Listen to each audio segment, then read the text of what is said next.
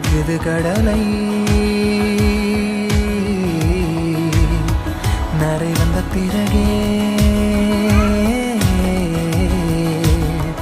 புரியுது உலகை.